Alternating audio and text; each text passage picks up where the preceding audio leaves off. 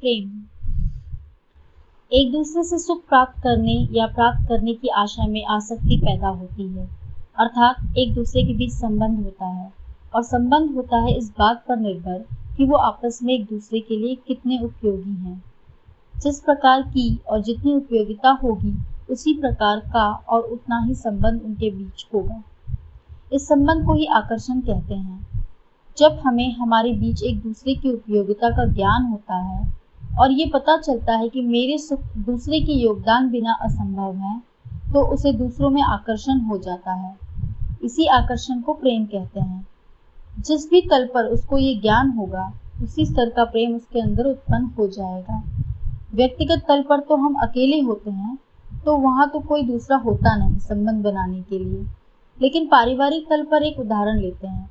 जब पति को पत्नी से सुख मिलने लगते हैं तो उसे उससे प्रेम होने लगता है।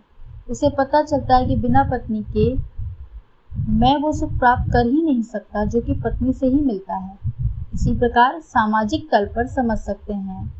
हालांकि सामाजिक तल पर प्रेम को अनुभव करना थोड़ा कठिन होता है, क्योंकि ये समझने में कठिनाई होती है कि मेरे बहुत सारे सुखों में समाज का बहुत बड़ा योगदान होता है।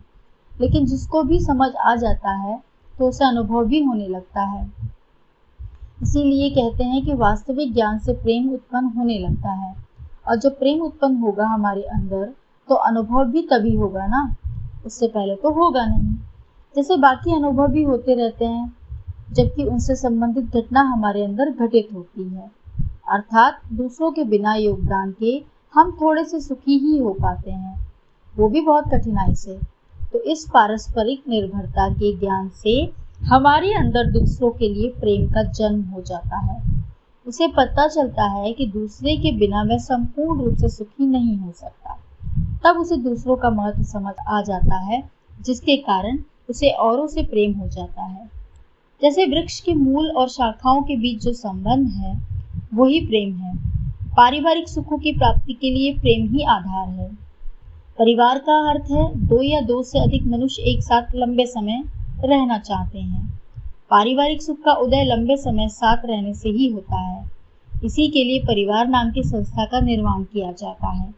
साधारण रूप में समझना हो प्रेम को तो यही है कि जब हमें किसी का सानिध्य पाकर सुख प्राप्त होता है और उसके साथ लगातार बने रहने की इच्छा होती है, ताकि उस सुख को निरंतर जब तक कि उसे इच्छा हो वो पाता रह सके, तो इस आकर्षण को ही प्रेम कहते हैं।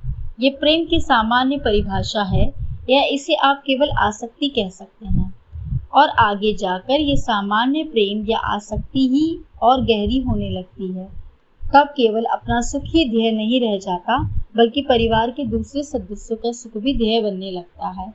दूसरे का सुख ही अपना सुख लगने लगता है। ये प्रेम ही की पराकाष्ठा है। संबंधों में इससे अधिक कुछ नहीं होता। यही प्रेम या पारिवारिक प्रेम कहलाता है। इसके बाद और अधिक समझ होने पर प्रेम का स्तर सामाजिक होने लगता है और फिर सामष्टिक होने लगता है। व्यक्तिगत प्रेम, पारिवारिक प्रेम, सामाजिक प्रेम और सामष्टिक प्रेम, ये चार ही तल हैं प्रेम के। पहला स्वयं से ही प्रेम होता है, दूसरा परिवार से प्रेम होता है, तीसरा समाज से प्रेम होता है और चौथा समष्टि से प्रेम होता है। जिस स्तर का ज्ञान होगा उसी स्तर का प्रेम होगा, और जिस स्तर का प्रेम होगा उसी स्तर का कर्म होगा। जिस स्तर का कर्म होगा उसी स्तर का परिणाम आएगा। इससे ही किसी का व्यक्तित्व परिभाषित होगा। धन्यवाद।